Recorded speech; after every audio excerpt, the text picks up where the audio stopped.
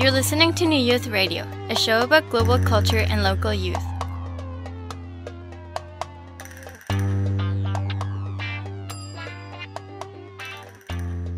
So, welcome to our... What number is this show? I think it's going to be 15. Really? Yeah. We should have like a 20th anniversary thing. Yeah, it has felt... it's been really, really great. I can't believe that I met the two of you just, months ago at the beginning of summer. It feels much longer than that. Yeah. I know, for sure. I feel old. I know, because you were so sort of bright-eyed and bushy-tailed at the beginning of the summer. And now I guess semester one has taken its toll. Yeah, I'm just ready to give up. Yeah. And how is that going? Is this kind of the tough time of... Is it because you've got, like, final projects and things? Yeah, because, for me, what I find is that teachers at the beginning of the semester, they take it kind of chill and stuff, and, they don't give you that much homework. But, when they see that it's, within the final month before exams, they're like, oh, my God, we still haven't done this and that, and you have to do this so you can pass the course. So then they just, bundle up at the end of the semesters, and, it's, really stressful. I guess teachers are just like students. They've sort of left things for the last minute. And yeah. And so what's been your favorite course so far? I like travel and tourism because you get to learn about different places and the different people in those places. We just finished the unit on Australia, and I learned a lot about that. I like that, and I also like American history because I get to learn about the U.S. Why have you enjoyed that? Because I have a lot of family down there, and it's a place that I'm pretty familiar with, so it's just nice to know about how it formed and how things that happened a while ago impact the country today, if you look. And are you up on your Canadian history? No. I actually took it over summer school just to put it in my semester. I don't really remember much from it. It was like a 3-week course, and it was really crammed, and I just needed the extra space in my semester. I'd probably say I'm better with American history now. I actually like Canadian history. I don't know. Back in Mexico, from what I've learned there, I didn't find it that interesting. Because you have to learn it because it's your country, right? But, here, I actually wanted to learn the history from here, and I actually kind of... I do like it. Yeah, I think it is a little different when you come here, from somewhere else. I felt the same way. I felt much more like I had to find, get to know the country that I was living in a bit more. So, as opposed to people who were born here. Yep, like me. And, Nallely, you've been doing co-op? Mm-hmm. At Ed Video in downtown. And it's pretty much like a tech co-op-ish. Yeah. We get to do things like editing and shooting, video, not shooting with guns and stuff. Because when I say shooting, sometimes people are like, what? So, and editing, and we get to do, they have a gallery there. So what Ed Video does is they support, I don't want to say underground artists, but artists, local artists that are just starting. And so they rent the space so that they can display their artwork and pretty much everything that they want to display. And yeah, so I help with setting that up for shows and just keeping it well maintained and things like that. What are your thoughts on that kind of area of the gallery space and art installation or art in general? Is that something that you knew about before? Or is this kind of a new thing to you, and do you have an interest in it? Or well, I like everything because I'm learning how to use technology, and since we're in the 21st century and everything's pretty much technology, then might as well get up to speed. Because I don't know, because I get the feel that everybody thinks that teenagers know everything about technology and things, but not me. So it's kind of nice to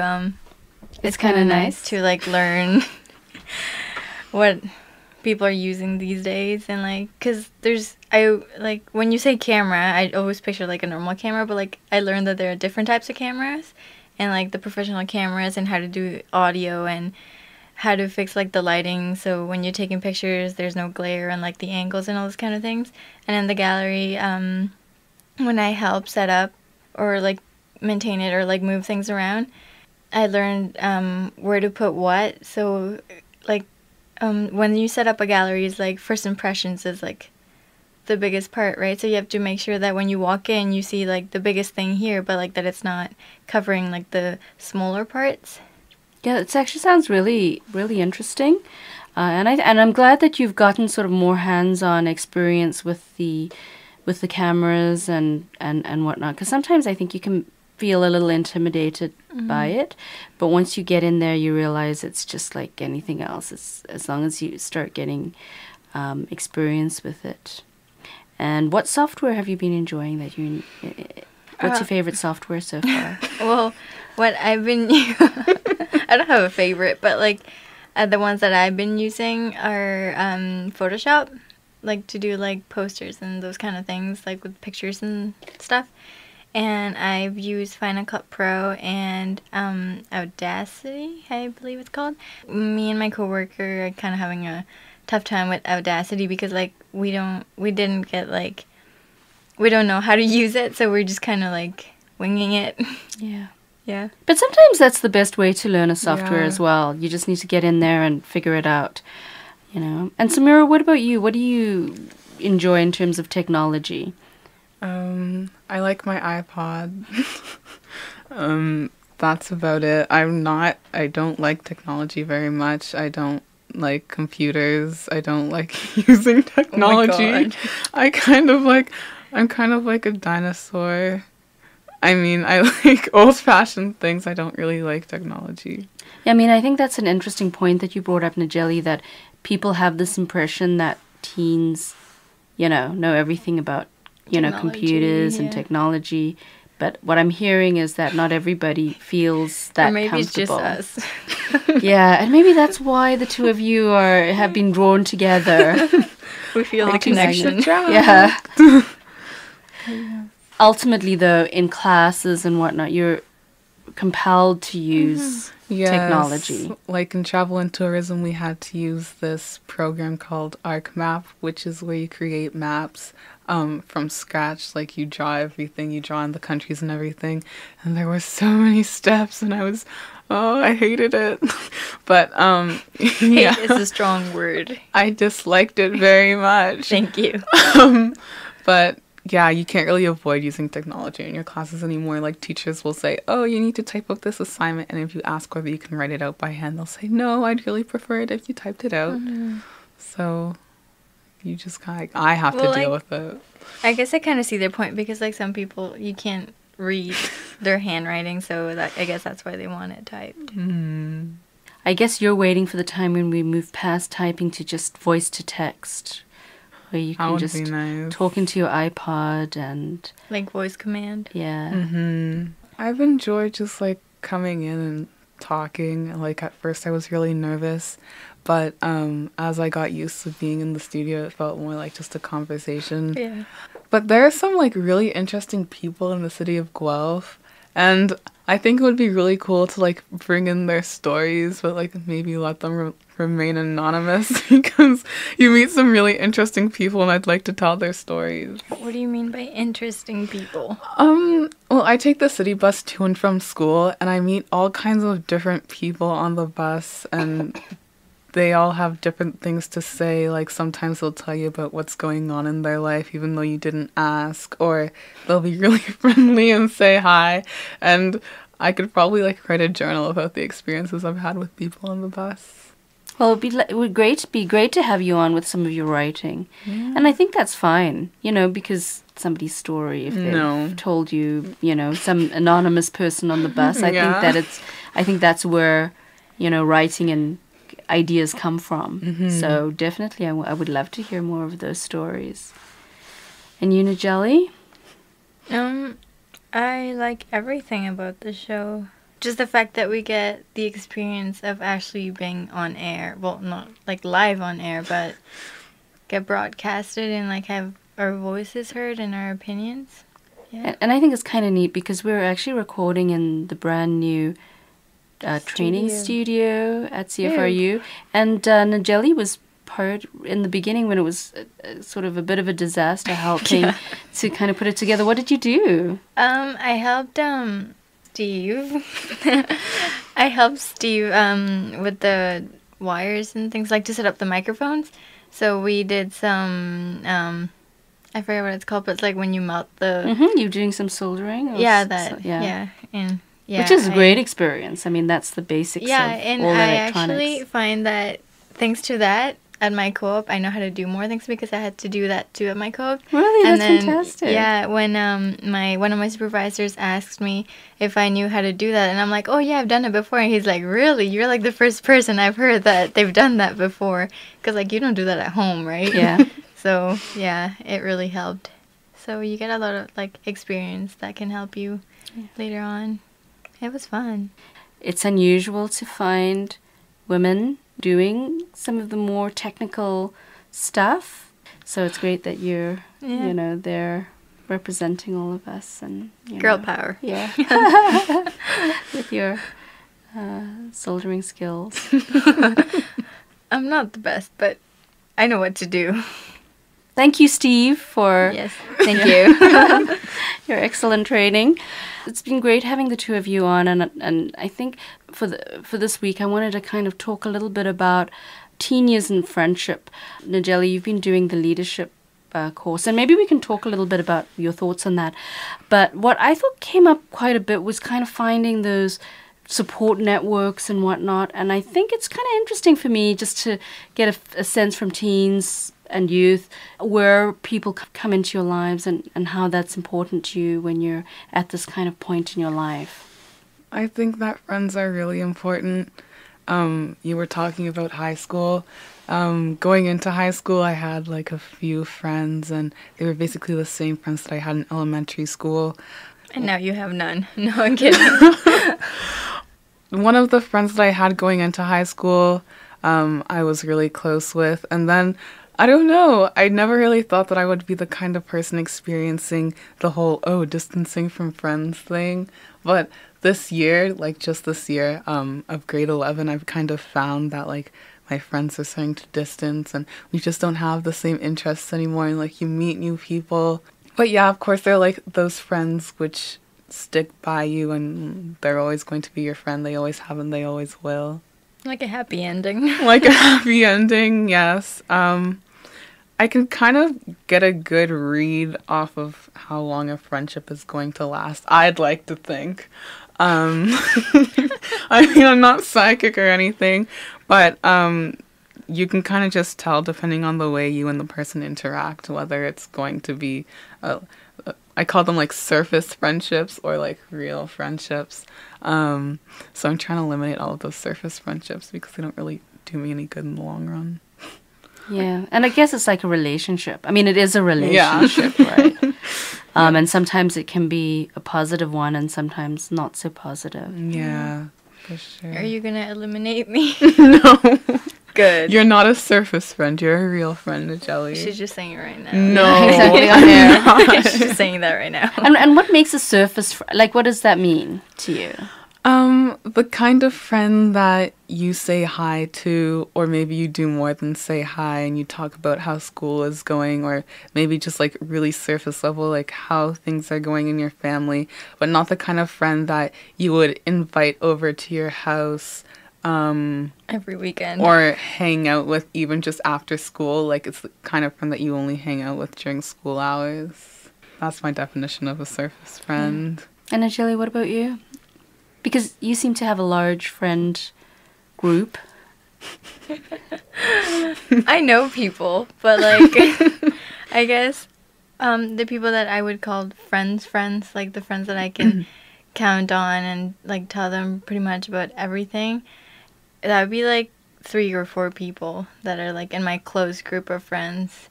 The rest of the people, yeah, they are my friends, but I would I don't go into that much detail about my life with them. But it's not I single them out. It's just that I don't feel comfortable with some people. Yeah, because it seems like both of you are very friendly. I.e., you like to be nice to people, and you're nice to people, but that doesn't mean that you're open to people, to like every person. Yeah, Like you really are quite selective about who you kind of. yeah, like I like meeting new people and like making like real friends. It's kind of hard because maybe like the friend you were friends with since the beginning of grade 9, you're not friends with right now because that person found like another group to hang out with and you're just kind of separating. Like a friend can be someone that you were really close to just like a surface friend, as Samira says. And I see that a lot in high school. Like I had this person tell me this one day when I was in grade 9, like I don't know, a couple weeks into grade 9. The person was a senior, and then that person told me that when you get to grade 11 or like even at the end of grade 10, you find out like who your real friends are. We talk a lot about healthy relationships, usually in a dating kind of context. But what does a healthy or unhealthy relationship look like between friends? From personal experience, you can kind of tell a friendship's unhealthy when you're the person that's always giving and the other person never really gives back. Like buying nice presents for your friend for their birthday, or just thinking of like really nice things to do just because they're your friend, and then in return they don't really do anything else back. They're just like accepting it and they're like, oh, thanks, that's so nice of you. Or like when, I'm not saying that I've experienced this, but like that just came to my head, like when that person's you're always helping that person, like when they need someone to talk to, or like they have problems or anything like that, and then you help them. But when you have your own problems, then they don't do anything. Like they just kind of turn your back on you. Also when there's like a lack of respect almost. Like when they're around you, they're really respectful, but then when they're not around you or when they're with their other friends, if someone says something about you, they don't back you up like you know you would do for them. They kind of just laugh along with it. Like if someone's making a joke about you, they laugh along with it and they don't, back you up. The other thing I wanted to talk about is this idea of being friends with boys. Okay. Like, I think that some people feel, one, you cannot be friends with boys, and That's two... totally not true. Okay. My mom is a big fan of the Wendy Williams show, and she always says that you can't be friends with boys because there's always that tendency to like them, and until something happens where you like them or they like you, you can't truly be friends because there's always that tension. That tension.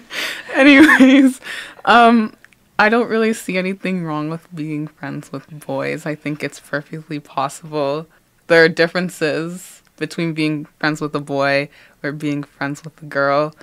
In elementary school, like you used to be friends with like everybody, like boys and girls, and if you were a boy, you were friends with like girls and boys too, right?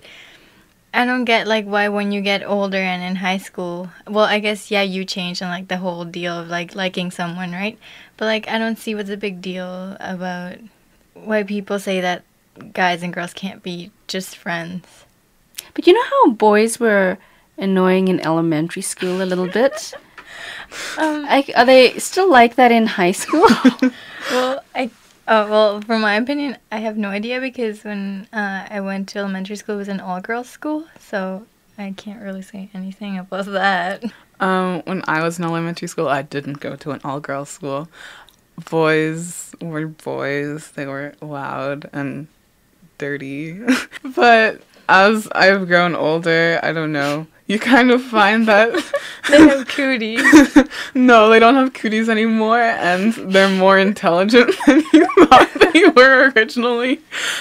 But yeah, I mean, everyone can be immature, but in high school, boys can be especially immature. Not that I bash boys, I'm just saying. Of course. Can you two talk about maybe how the two of you met and what the connection was? Well, I guess we can both agree that the connection was Toby. Toby, yep. Over the summer, so like early June, we had the Multicultural Festival in Guelph, and I was volunteering. I was supposed to volunteer with a friend, but I ended up going alone, so I was kind of lost. And I saw Nallely and Toby came over and was like, "Oh, are you doing the same activity as me?" And I was like, "Yeah." So then we walked around, and then I remember I was really thirsty, and Nallely lent me her water bottle, even though we had only just learned each other's names, and it was really nice. So anyway, we volunteered at the Multicultural Festival together and shared popcorn and a deep-fried Reese's Pieces cup. And coincidentally, we have both applied to be volunteers at Rainbow Camp, so we saw each other there too. Yeah, It was so fate. we volunteered there too. And now we volunteer at the radio. Woohoo! Yeah. So it sounds like the two of you came together over sharing food and resources. Yeah. Resources, yep. Yeah, like, I'm usually not like that, but like, like, I'm like naturally a shy person by nature. Like, it's okay to be shy, but like, you can't be shy your whole life, right? So sometimes when I feel like I'm gonna feel comfortable talking to someone, and like I feel like there's gonna be a potential friendship, then I go for it. Like, it's all or nothing. So that's what I did with Samira, and it worked. So Nallely, did you want to talk a little bit about the leadership? I think you were actually one of the few people who probably made it to every single session. We ran a youth leadership program. It was 8 weeks long. Mm-hmm. We had different presenters in, and Nallely was part of that. Maybe you can tell us a little bit about the presenters and who your favorite presenter was. Or, I mean, you might not want to say that. Favoring people. Well, I liked everyone. I really, I don't know, I felt kind of strange for some reason, because, like, some of the information, like, really shocked me, because I never knew, like, things like that happened. Like, for the, when the Alzheimer's, person came in, when she showed the video of how it actually starts, and, like, the video when the girl was affected by, like, the illness, and, like, how she actually told her speech, like, flawlessly. I was like when you watch the video and then you don't know that information that she's ill, then you're like, oh, she's not ill, but, like, it probably took her a lot of time to, like, practice and actually get it to come out good. And for the well, because the leadership program is pretty much people come in to talk, like, to the group of teens there, and pretty much inform us so we can take a stand and do something about it, like, in pretty much like inspiration, I guess. And most of the information I didn't know about it. Like, most of the organizations, like, I've heard of them, but, like, I never knew what help they provide for the people that are suffering from whatever they're suffering. I really thought that I should take a stand on it. You know how we did, like, the head, heart, and feet? I actually did the feet part, and I volunteered with Amy now, from the girl that came from the health services. Yep. So, yeah. Public health. Yeah, that was great. And that is really, I don't want to say how wonderful it is, but how wonderful the program is. But I'd like to say that is what I think success looks like, is when somebody like you does step up, because that is leadership in action, right? Because I think everybody, including myself, like, you want to help out in the community, but I think what we were trying to do with the leadership as well is to say, you know what, you need to step back and take a look at your own life, your own, how are you feeling? Because you can only really be out there and doing things if you're feeling positive and if you've got the energy and the strength to do that. I mean, if you don't, then you need to work on that. And it's not a selfish thing. It's sort of more, you got to sort of train to be out there. So it's really great, Nallely, that you felt you had enough energy to do all of the stuff that you were doing and take on another volunteering. I guess part of it was because I felt comfortable in the environment, because I knew you, and, like, I knew, like, some people there, and since I was part of the older kind of people, then I felt comfortable, like, speaking out and, like, reaching out to Amy. Probably if I was, like, I don't know, in grade 9 and then I was in that program, I probably wouldn't have taken that extra step to help, I guess. Yeah. Or, I mean, any thoughts as we get into the holiday season? Merry Christmas. Or Hanukkah, which I think is past. But if you're not Christian or religious, happy holidays. Exactly. Thank you for listening today to New Youth Radio. This was Samira, Nallely, and Karen. And see you next time. My feet are tired. They've held up a lot today. They've carried all my weight around in so many ways. The weight of my work, the weight of my worries, the weight of my sighs. Maybe I just need better shoes.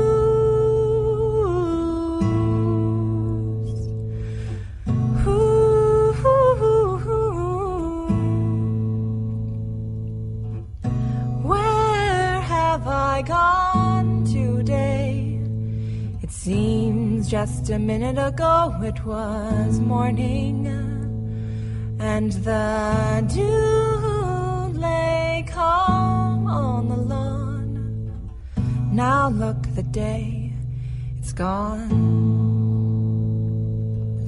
I've traveled the town, I've done all my deeds, and now I'm home, home, home. At the kitchen table, chamomile tea, 2 candles, my roommate and me.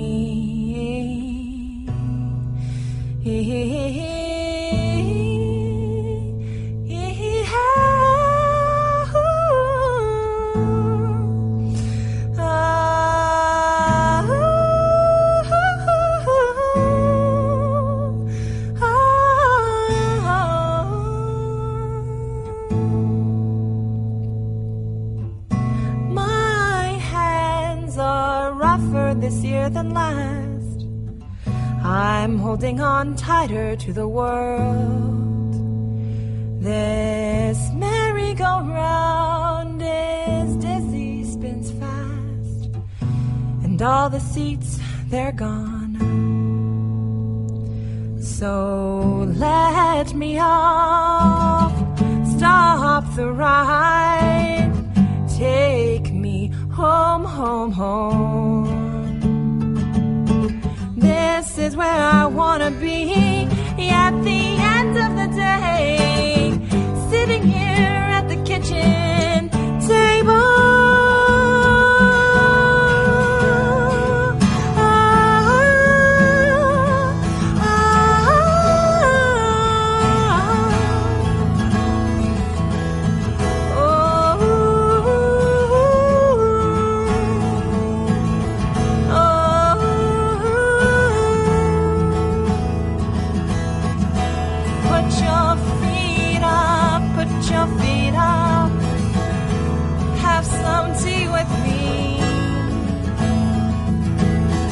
It's been a long, long day. It's been a long, long day.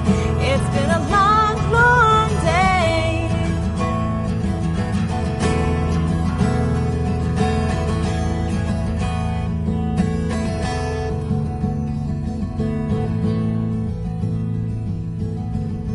My feet are tired. They've held up a lot to